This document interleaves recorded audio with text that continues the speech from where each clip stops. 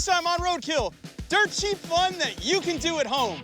We are building our own dirt track and running circle track cars on it. Boom! There's a cannon. Whoa! Wow! Dude, season 12, the special effects are getting not real. Fooling. That was some concussion.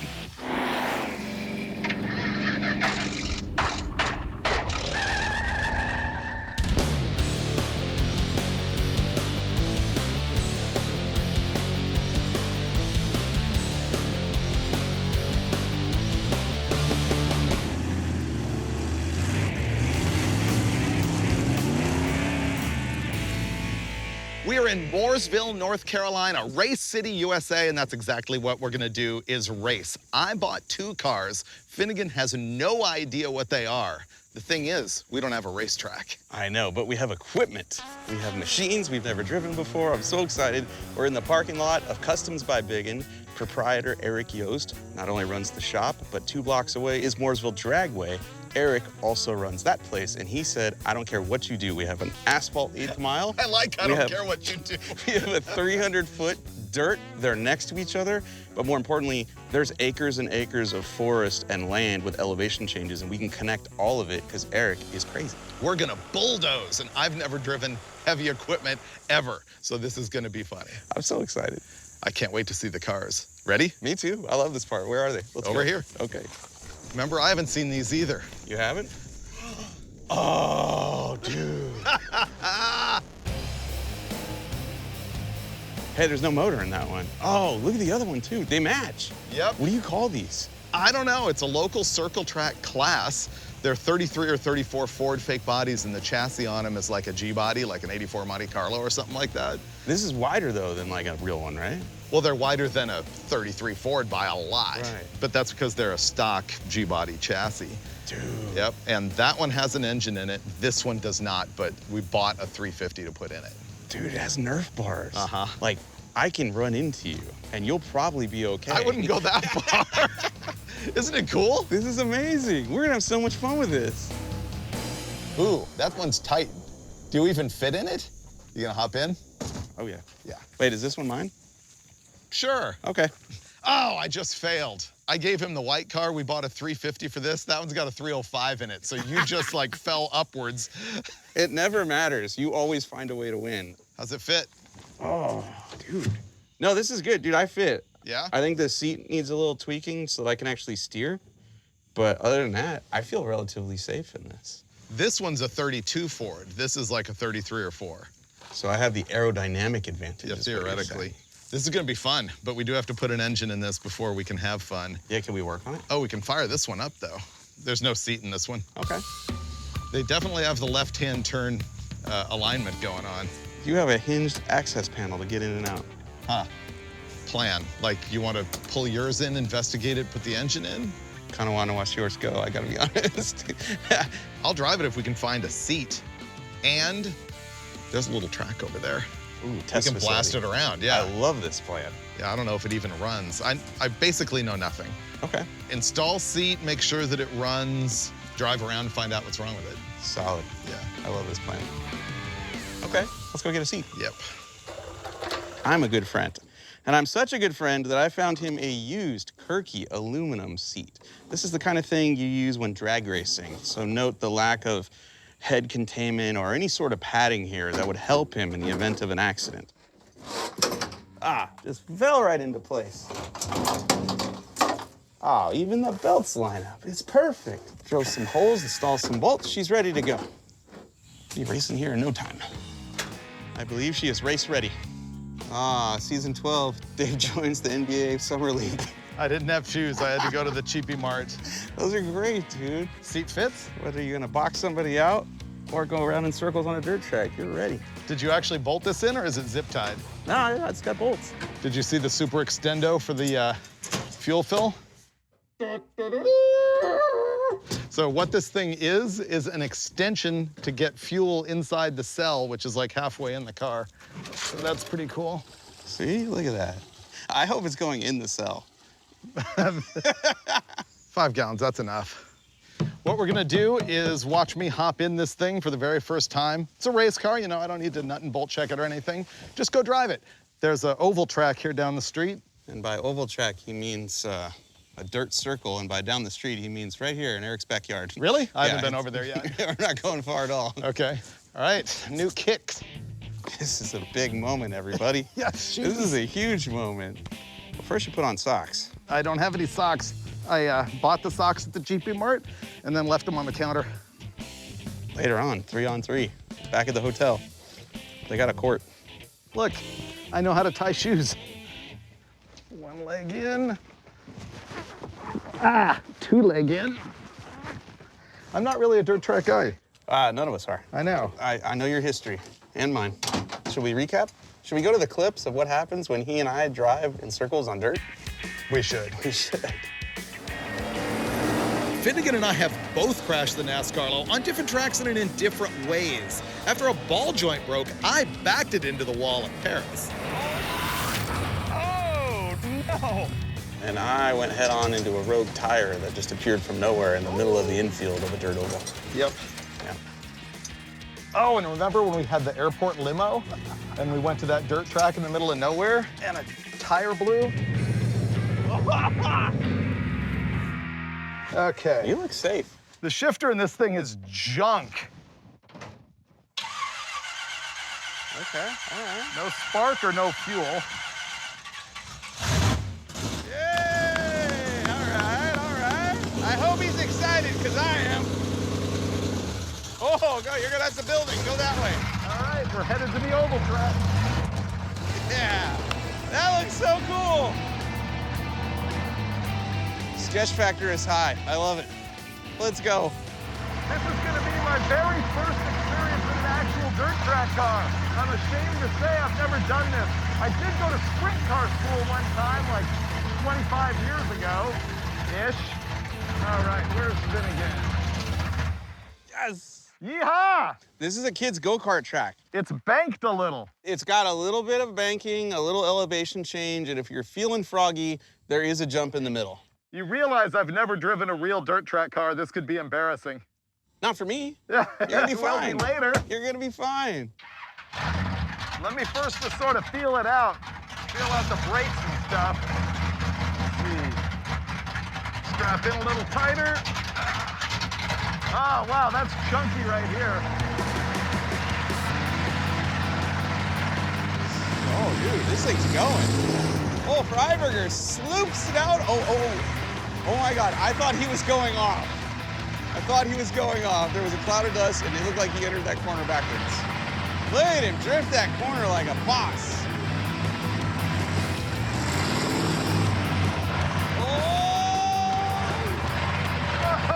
I hit the berm. Yeah. Oh. Wow.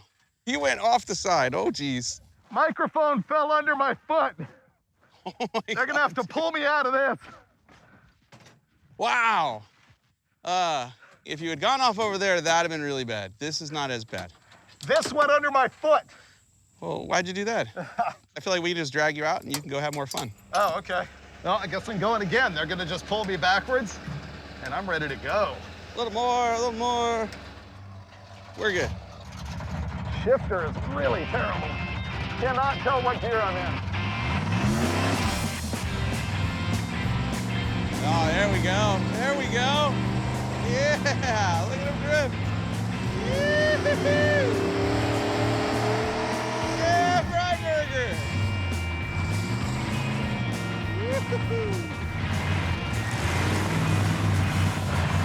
I won't say this to his face, but the dude can drive.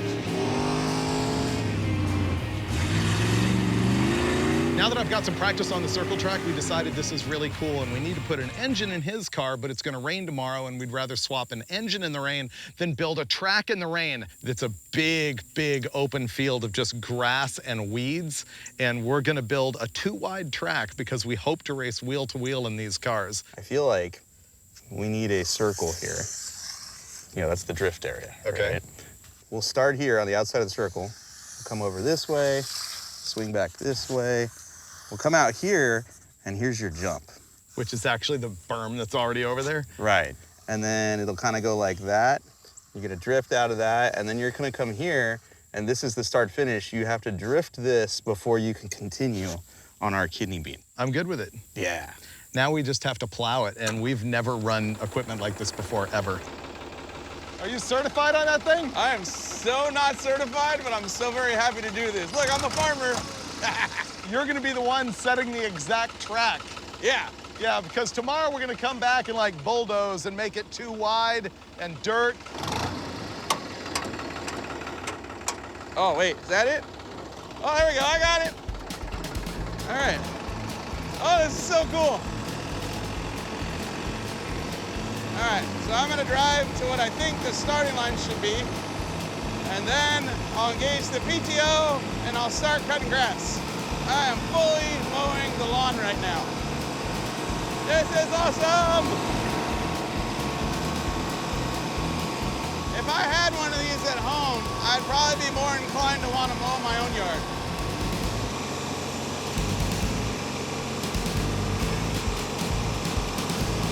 I've got our drift circle. Now I'm going towards the rest of the track.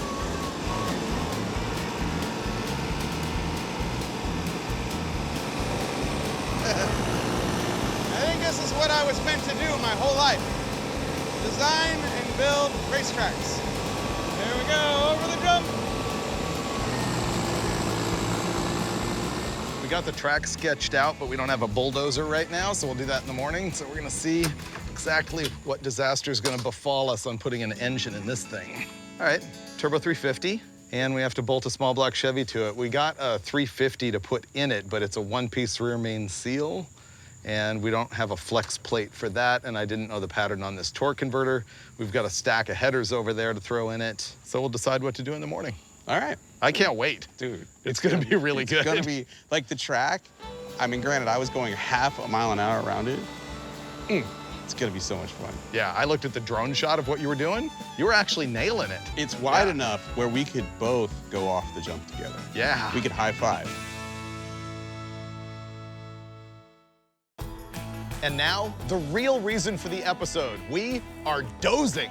And our instructor is our friend, Eric Yost, owner of Customs by Biggin, which is right there, manager of the drag strip, and we've never driven one of these. Like, I've never even climbed into one, and I'm gonna guess it's wildly different than the lawnmower. It is, Yeah. but you'll fall in love with it. It's way cooler than a lawnmower. I've never driven anything like this either, so you're gonna school us? Yeah, it's easy peasy, no problem. This is a Cat D6. Brake pedal, D-cell pedal, gear shifter, and blade. You're good to go. Okay, all right. So blade, up, twist, and if you wanted to pull the trigger, Yeah. it does the tilt. Okay. This is gonna be a mess, you know Oh yeah, that, right? oh yeah. Good luck, have fun. All right, this is gonna be a disaster.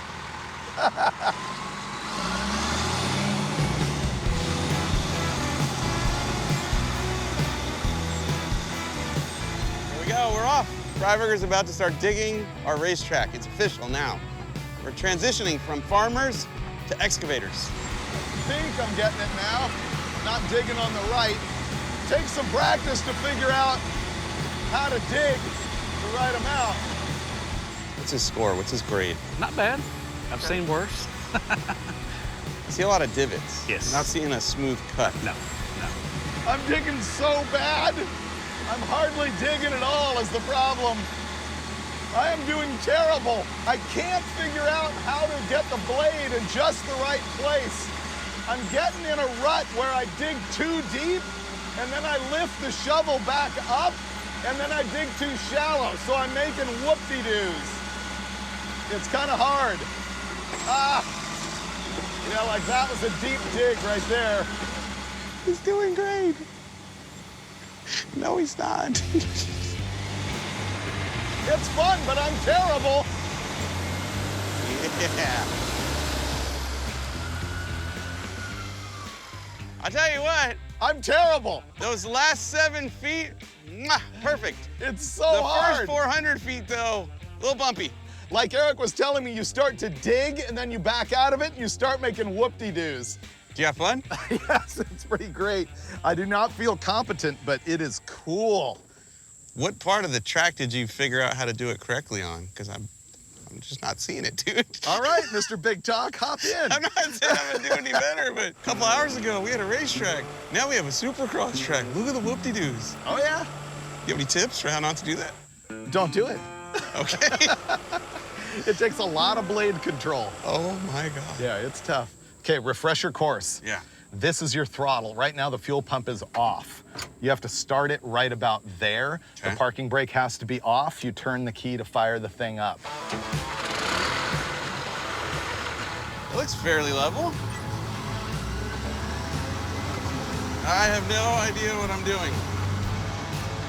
Oh, oh, I see what he's talking about. Oh my God, this is so hard. There he goes. Now it's gonna start to dig deep. There it went. See that? See how the blade dug down?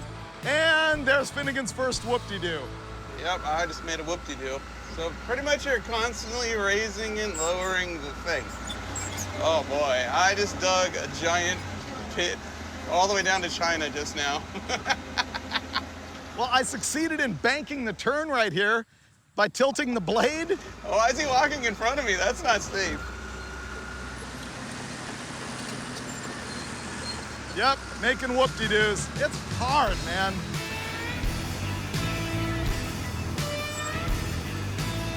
Right now, Eric's telling him that he needs more angle in the blade this way because even though he's doing a good job leveling out some of the whoop-de-doos, he's leaving piles of dirt like this in the middle of the track. If you got more angle on the blade, then it'll shove the dirt off to the side.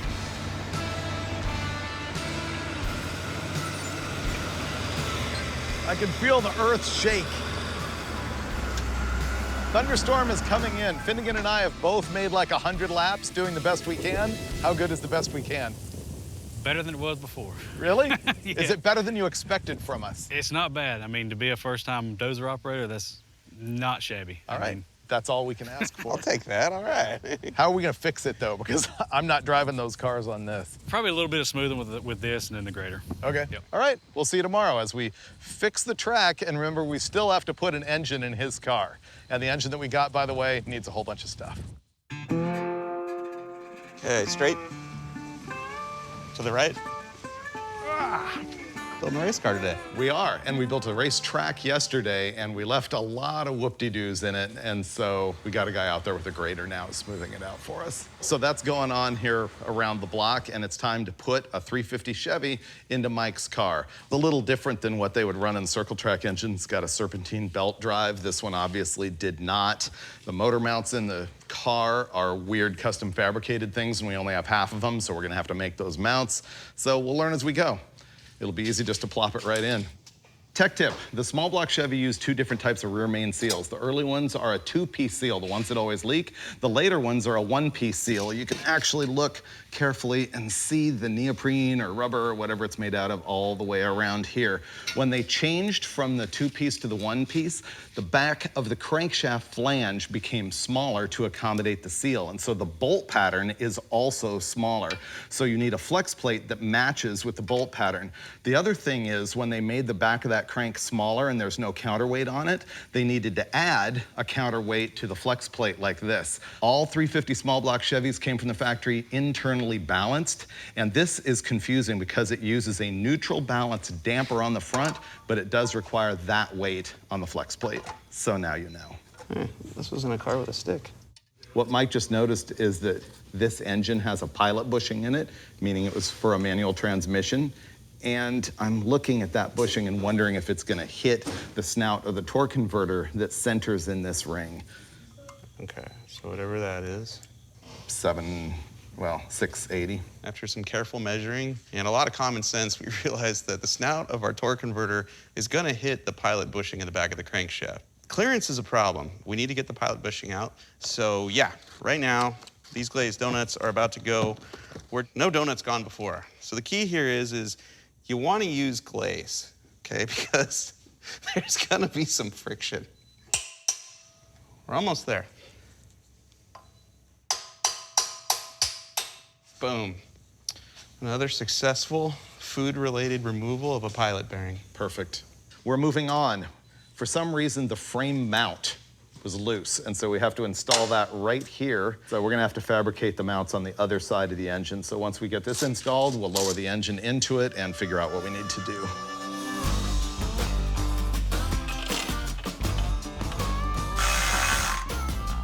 We've got it bolted together, and I can reach under here and spin the torque converter freely, which is what you want. When you put an automatic transmission and engine together, you want that torque converter to turn, and when you bolt it onto the flex plate, you want it to just pull forward about a 1/16 of an inch, maybe an 1/8 of an inch forward to the plate. And these bolts are the perfect length now.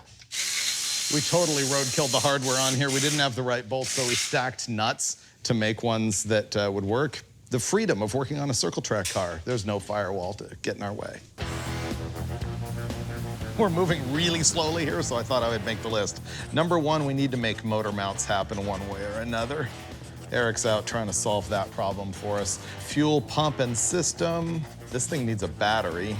We need a radiator. A radiator's gonna need hoses. All right, I hope Eric has motor mounts because I really don't want to fabricate that. We have a part we can use as a template for the block side. Yeah. And bolt right there. I'm gonna craft a beautiful set of motor mounts using drill bits that do not want to drill. There's a store 25 minutes away that already has it in stock. Would that be faster than what you're doing? Yeah. Okay. Might even work too. This Freiburger just showed me something that already exists right here in Racetown, USA, rendering me virtually useless. I don't even need to be here. So our car came with frame side mounts, but no motor mounts. And we thought at first this was some homemade job that was done really well, and as it turns out, no. All-Star Performance actually sells this exact mount for our chassis. We're good to go. We can keep trucking with all the other things that this car needs. It'll be running before you know it. All right, that one's on. I'm going to push it this way. Okay, go ahead. There we go. Leverage is your friend. Motor's mounted, dude. Yep. Nice. The only thing I can think of that might make us remove it again is the headers, so I think we should do that next. I also think you should cross that off right I there. think you're right. You know what? I'm gonna cross it off in red, just because it's that sporty. Ready? Motor mounts. That's a happy moment. Now everything else can fall into place. Ooh. Those headers are gonna be very different than what Finnegan ends up with. The headers are different than what's on my car. We either have chassis headers, which means the engine has to come back up, or these. You said there's another pair?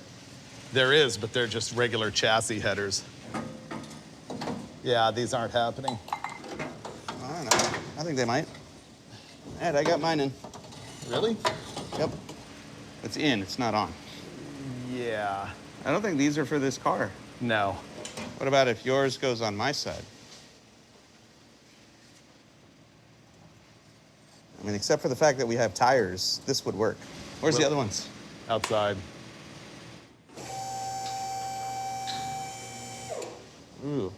It won't go high enough? It's gotta come up like half the bolt hole, but that is hitting this cross member. Oh, you can cut it off.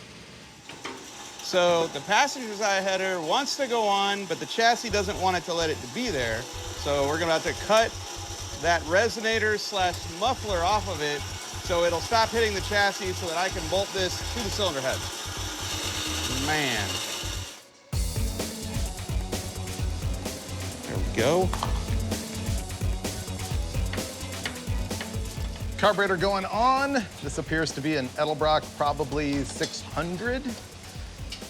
We don't know a lot about this engine. I do know that it's a 350 small block. It has an HEI distributor, which was super handy, doesn't require a coil. The intake manifold is one of those Performer EPS units, a dual plane that's supposed to work good with their carburetor. I know that Finnegan now has more cubes than me. Did you know my car's a 305? Yeah. I'm sorry. Yeah.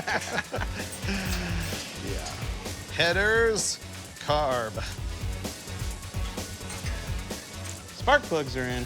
Woohoo! Things are finally moving. We do have the 350 bolted in place. Headers, I'm working on fuel system and stuff, but I think we're gonna call it for the day. And when you come back, we're gonna make this run. Then we're gonna drive it. Yeah, then we're gonna race. Wait till you see this track. Yeah? It's incredible. We're getting very close to firing the engine. This is a starter that you can clock multiple positions. I believe it's made by MSD. It's called the Dynaforce.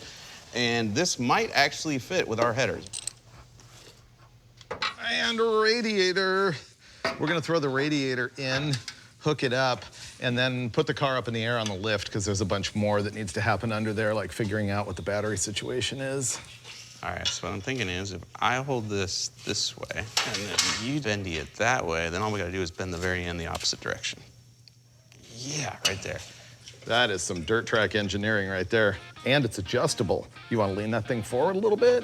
No, remember we gotta get the fan in there? Yeah. So I was trying to get her away as far as we could. Here's where we are. Motor mount's done, fuel pump done, power steering pump, throttle linkage plug wires, thermostat housing, headers, radiator and hoses. Nothing else that we can do up here at this moment, so we're gonna put it up in the air and look at the disaster that we have going on with the rear-mounted battery. There is no battery in it right now, but the tray is right here in the least convenient location. Better I'll have to come up this way and in. Okay. Woo, that's my finger. Oh, there we go. Cool. Bingo. Black gold. Yeah, we didn't change the oil. We just changed the filter because it was mashed. This one, like, touches the header a little bit, but it'll be okay. Right now, one of the last pieces of the puzzle is the wiring of the car, and I'm installing a battery disconnect switch. It's gonna give us a point at which we can distribute power from the battery to the various things in the car, other circuits like the starter button, headlights, taillights, rocket launchers, anything we wanted to power. I am gonna cross off fluid check. This can go back up in the air to do converter bolts. There's probably a 3/8 gap between the flex plate and the converter.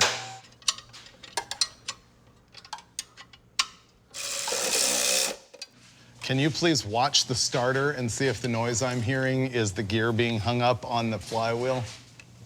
Yeah, go ahead. Yeah. Okay, so the starter's in permanent engagement with the flywheel. It's butted up against it. It's rolling it by touching the end of the gear. Okay. I'm taking this starter back out. We are gonna order another one from the parts store and see if that one works. See what we did wrong. Our next attempt is gonna be with a starter that we ordered for an application of a 97 Camaro.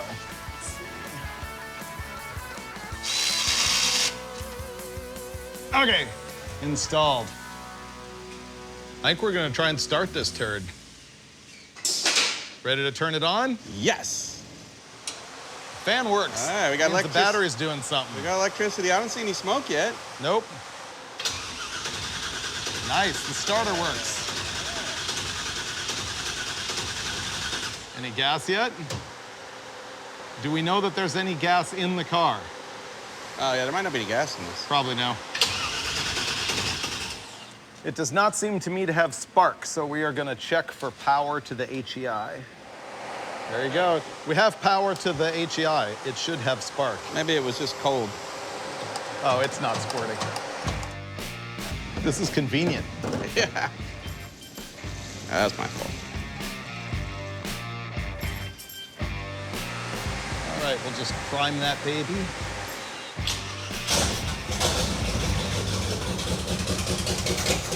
Runs pretty smooth. It sounds good. Still not picking up gasoline. What little bit it's running, it sounds great. Yeah, it really does.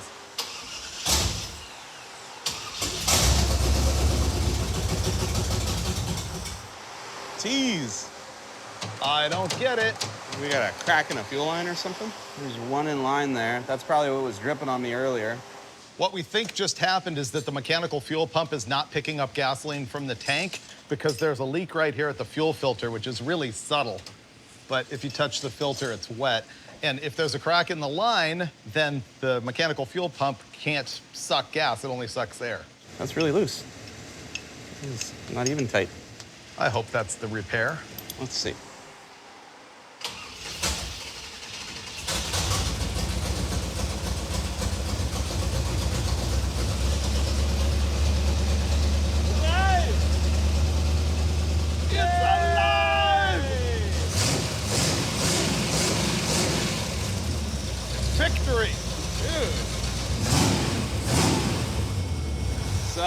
and it shuts off. We gotta mark our territory. I remember sitting and designing this logo from scratch with a guy named Alan Alpanian, who was our corporate art director at the time. And we sat there and messed with it, and I wanted the grime. And this was supposed to look sort of like an old road.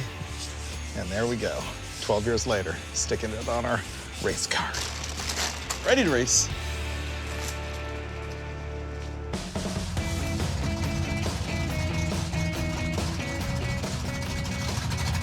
All right, I think we're gonna head on the drag strip, see if we can race these things. All right, I'd call that a successful test drive. We made it. We made it to Mooresville Dragway, which is now officially Mooresville Motorsport Complex, because we've got the Roadkill Rally World down the street. Yes. Yeah, it's just right there at the end of the drag strip. But first, we are gonna go side by side. Yeah, we should find out how slow they are. Yeah, how slow is probably the right thing. Oh, and look what's here. Eric Yost just showed up with his Camaro and the cannon. Yeah, he has a homemade cannon that we're gonna use to start us once we get to the Roadkill Rally World, but It's a guy who knows how to party. Yeah, that's awesome. All right, we have no idea of kind of mechanically what these are. I have a 305, he has a 350. They're both turbo 350s. We have no idea what gear they have in the back, but we're ready to race. Yes.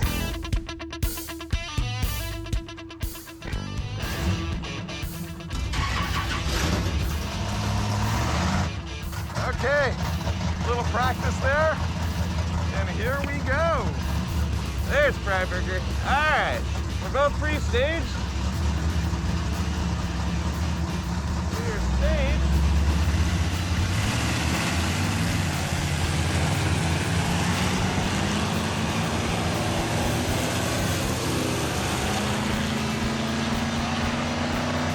Did you see that? Wow, I got him out of the hole, and he caught me and passed me. His car is way faster. So I think I treed him. Then he drove out of my life. Then I went by him. The 350 outpulls the 305 hard. At least now I got an excuse when he beats me on the dirt track.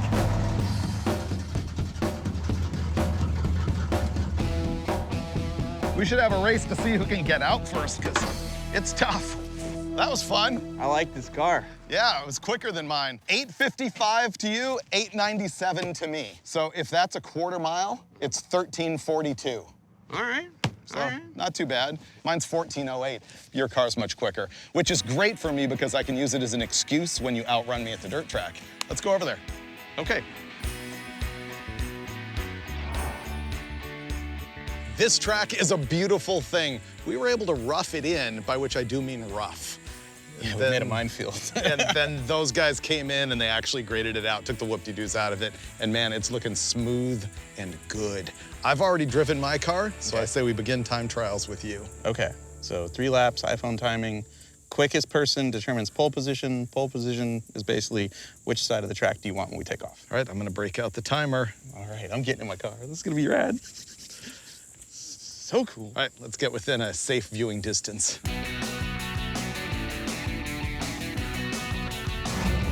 Here we go.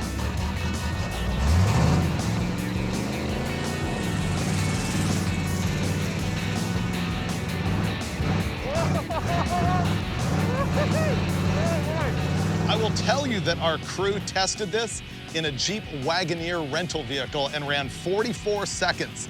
So can Finnegan beat the rental Wagoneer?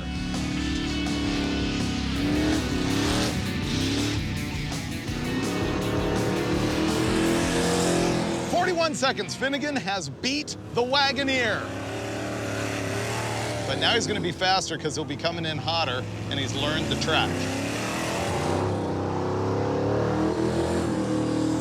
That was faster, he went 40.53.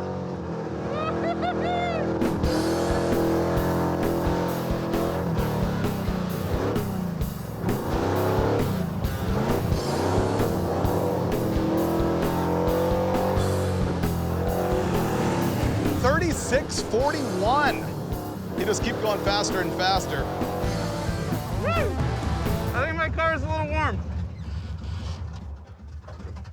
That was amazing. You beat the rental Wagoneer. Nice. I'm smoking a little bit. Yeah, it's overheating. 36.41. What? Yeah. Dude, I'll say this though. First gear was easier to control than second gear. Second gear is gonna be way faster if you can make it work. My shifter basically doesn't work, so I get what I get. Okay. Yeah, that was cool though. It was fun to watch. I can't wait for you to experience this. This is so much fun, dude. There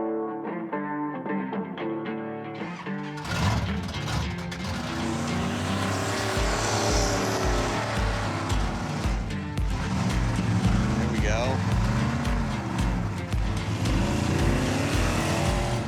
That's the fast part of this track right here. You can get after it right there. All right, Dave, blaze the donut. Oh man, he is greasing this thing. Look at this. Such artistry. Woo, 37.56. He is within 1 second of my best time. Oh, he's carrying some speed now. You can tell he cares. He's definitely not hanging it out like I would expect him to during qualifying here. Boom. I think I was slower than Finn by a lot. Whew. That had to be slower than you. You greased the donut, man. Yeah. Absolutely greased it. And you could tell you were trying because you were not hanging it out like I expected you to. Lap number 3 though, 38. Yeah, so you were quicker. Just a little bit, you know, like 1.5 seconds. Yeah. Okay, so given the standings here, this means that I have the option of picking inside or outside for turn number 1, which probably doesn't matter much. But I'm gonna go inside anyway. You're gonna go inside, okay. Yeah. All right, I clearly underdrove the situation. Could have been faster probably if I was sliding more. I would say that I was just trying to keep it stuck, but the truth is, I was just trying to keep from spinning out. I'm waiting for Finnegan to line up next to me. I'm also waiting for Eric to load 2 pounds of powder in his homemade cannon. Our start signal is gonna be cannon. Now I gotta officially disclaim this and say, do not do this at home, but you're gonna need to watch it on Roadkill. This is gonna be violent. I blew it. I meant outside, because then that gets me to the inside of that corner down there. That's correct. You know what that means? I'm just gonna have to go straight. That's cheating. Finnegan and I also agreed on a donut rule where whoever is out front has to complete the donut, but anybody who's behind has the option to skip the donut and cut ahead. I see the fuse lighting.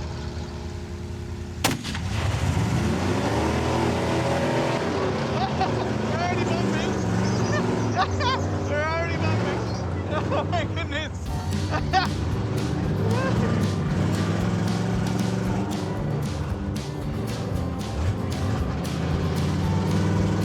It's hard to see. I'm having to slow down a lot because I can't see. Oh, I can't see. I'm gonna follow him. Why not? I know I have the option, but I'm just gonna follow him.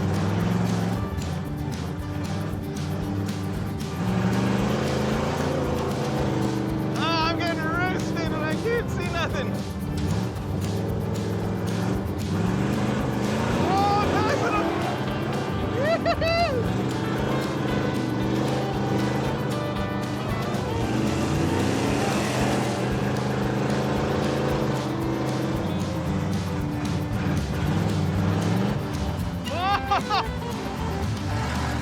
And now I'm ahead of him because of the donut rule. Oh, this is some great racing. Oh no. Oh no, my motor shut off. I stalled it. Come on, baby.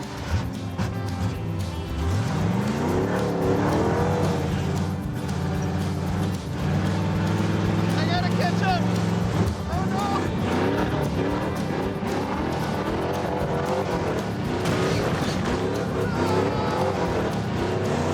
I had it! He spun right there, I can tell. Oh my God. I can't see. Oh, I had him and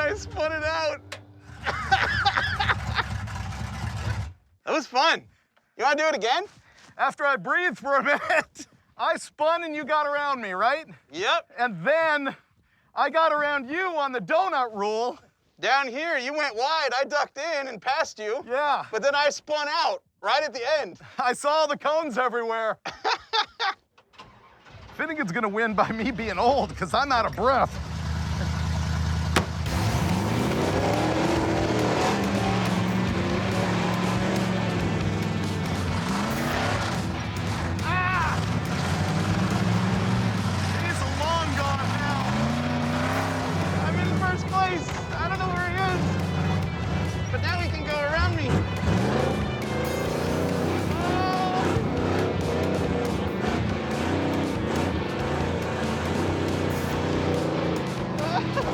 I cannot see him at all.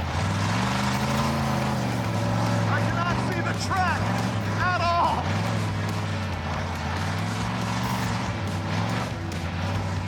And now I'm ahead of him because of the donut hole.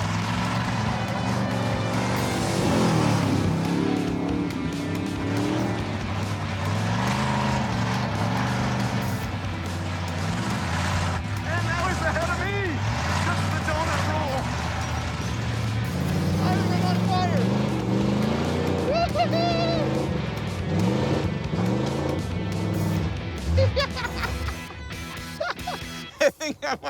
I think my motor's so melty and unhappy. Well, he beat me in 4, but I beat him in 3. Oh my God, that was fun. I actually like being in second place. Your whole strategy has to change. I just need to be able to see him through this dirt cloud so that when he gets to the donut and he has to go around it, I can time it to go around him without getting hit. Yeah. When you're ahead of me, somehow it's actually easier to drive. Yeah. Weird. Oh, being up front and having no mirrors, you're like, I gotta go as fast as I can so I can widen the gap so that when I go around the donut, he doesn't beat me around the outside. Right, you yeah. know? I think people can go out and buy cars like this from any racing series and then just go out in the middle of nowhere with a permit, dig a dirt track, and I think for 10 grand, you and your buddies could have 2 cars and just the rest of the day. Buy a dirt track car for cheap and get out there and find a buddy with some acreage and a cannon and have yourself a blast. Here's something that I've been thinking about a lot over the past year or so, and that is if you really want to be a guy hooning muscle cars on dirt, there is no better training than being a dirt oval track racer. And I've never been into it, and I don't really understand the technology of it, but this episode hooked me, man. There is nothing more fun. And like Finnegan wrapped up at the end of the show, this is like a great dirt cheap way to have fun. Buy a couple of old dirt track cars, build a track, I guarantee that you will dig it, and we've got the bug, so you just might see more of this on an upcoming episode of Roadkill.